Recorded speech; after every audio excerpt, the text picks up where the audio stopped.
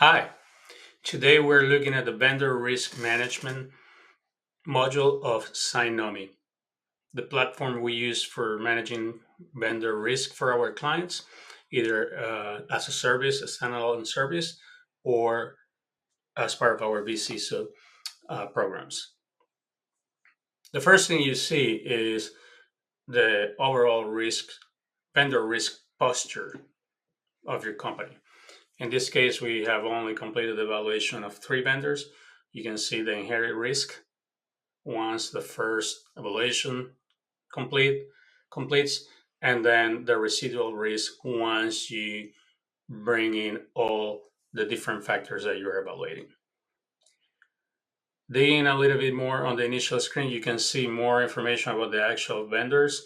You got different vendors, when the security assessment was submitted, and the status of the different stages: impact assessments, security assessment, and then the actual risk and vendor posture.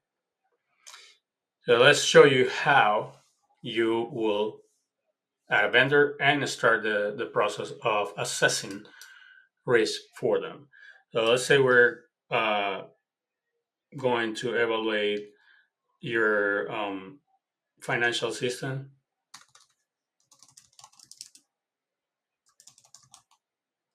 vendor, and it is a SaaS application. Your name, the phone number, if you have them, you can use them. Name at financial.com, and you can put the website, of course. So then now you have the details of the company that you just enter, and then what the different assessments, two assessments. Now we do have SOPs or standard procedures that we send the vendors and the clients when we're working with them, because there are two ways of doing the assessment.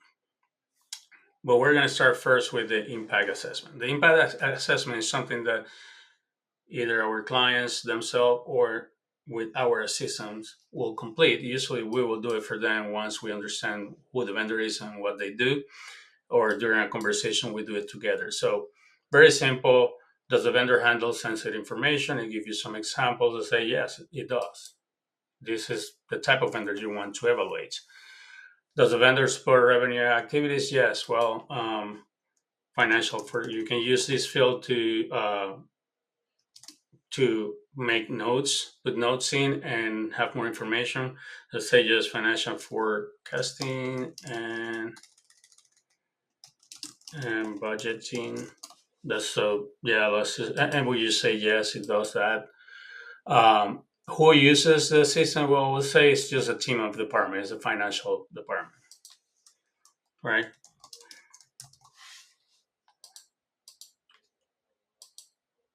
And then do they provide an SLA? Well, yeah, most do, right? And that's basically your impact analysis. Okay, so that once that's completed, then we start working with the vendor themselves. So that's where we go and do the security assessment. You can see the impact is major. That's because it handles sensitive information, it supports revenue growth.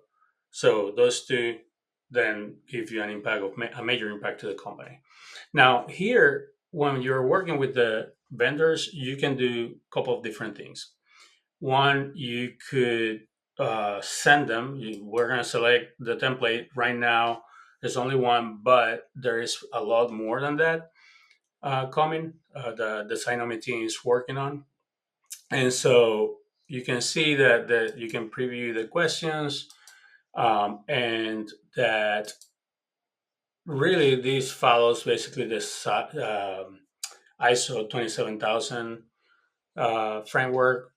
You can tell, you can say it's SOC 2 as well. You can see there are about 50 questions total, but you can see the main domains: governance, risk management, people and process, identity and access management, asset and data management, protection, detection response, and resiliency. Those are the things that you are expected to evaluate, even if you use a SIG or any other sort of method. And then you can do two things. You can complete it yourself or you can send it to the vendor. Sending it to the vendor is very simple. You just fill out this form and an email goes out. We, at the beginning of the engagement, when we first engage with your contact, we will give them the step. We will tell them you're going to receive this and then you're going to do this and that. Or you could complete it yourself. Regardless, it's going to look the same. So I'm going to complete it myself here and then explain a few other things. So we go and it's basically the same format, right? Governance and risk. We're going to answer different questions. So do they have a CISO or someone in charge of cyber? Well, say no. Do they define roles and responsibility for information security? Maybe they don't know. Does your organization have a set of documents, documented cybersecurity policies? We say yes, and so on and so forth as you get through all these different questions, about 50. So when you get to the second stage, now you're looking at other a question here. This is a very important question. It's asking if they hold any certification, so to report or anything like that, like an independent audit type of certification. So let's say they have ICE SOC 2, right? And we select that. What we do during the engagement is we ask them to provide us with certain documents. That's at the beginning of the engagement. And in here we explain during that process that they need to be attaching policies and whatnot. So here they can attach that SOC assessment, right? Um, we just attach a file, whatever it is. So they will attach that there. They can email it to us. Either way works. So now I'm finishing the assessment here. And once I'm done with all the answers, then I hit submit. And now, whether it's the vendor themselves or you finish this, you will have the financial assistance vendor now as part of your dashboard based on your impact assessment and your uh, answers to the questionnaire. Now you have first we have four vendors in the grid, and then now it's telling me that it's ready for review. Now during this process, again, we tell the vendor, give us your policies, give you your SOC 2, give us your pen test, different things that we will require during the initiation of the engagement. And then you can come here and you can see the answers to their questions here. Evaluate that, right? We do this for your teams, right? We can then, on the questionnaire itself, of course, we will see also the answers for all the areas, and we can see they're telling us, hey, there are two items flagged. You need to start looking at those. So we will dig onto those, but we will review those answers plus the documentation that they have, whether there are any notes, any attachments. If we get there's all of their policies, all of their SOC 2 reports, their pen testing, whatever we ask them for, we will attach them here. So everything is one place. And then we'll say, okay, well, based on what we know and what we have, the inherit risk for this vendor is medium, right? That because we have more context, we may be able to manipulate. So let's say, well, it's really always going to be possible, right? And then we change that inherent risk to high, but based on the controls that we have, and let's say the inherent risk because the system is very important, it's critical. Let's just say it's critical. So we're still at high, but then based on our evaluation, we say, well, the impact is going to be major, not critical, but it's going to be unlikely that something bad will happen. And then that will give us the residual risk.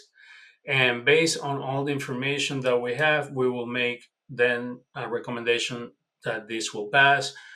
Once we discuss that with you and you are in agreement, then we will mark it as pass. And then this is needed. Once you complete your evaluation, then for compliance reasons, for you to comply with your SOC 2 report or any external audit, then you can also produce a report, and that looks like this. First, the branding, we can use your company's branding. It'll have the company name here, short intro, but then it'll give you a very high level snapshot of the vendor, who the vendor is with the contact, the vendor rating and posture, when the assessments were completed and by whom, and then the findings with our recommendations. This is something we add to the report based on what we've worked on. Now, there is another thing to discuss in terms of vendors. So, when you're working with your big vendors, like major vendors as Microsoft, maybe is a major ERP provider like Oracle or whatnot, or a ServiceNow, or if you're a law firm, maybe it's your iManage or NetDocs. These vendors usually have their posture, they have their thing. It's kind of, you do it because you do the assessments because they're critical vendors to you, but they really won't be answering any of these questionnaires. So in those cases, they usually will have like a trust center where you can either download the documentation you're looking for, like their policies, their SOC 2 report, or their pen test report, etc. Or you can ask your contact to provide them. In those cases, we don't send them the actual questionnaires. We just request the information, and then we complete the evaluation of ourselves like we show you. When it's minor or not such big vendors, then we can send them the questionnaire as you saw, and they can complete it themselves. But the point being, we're flexible, and this is something that you have to plan for as well, and we help you with that.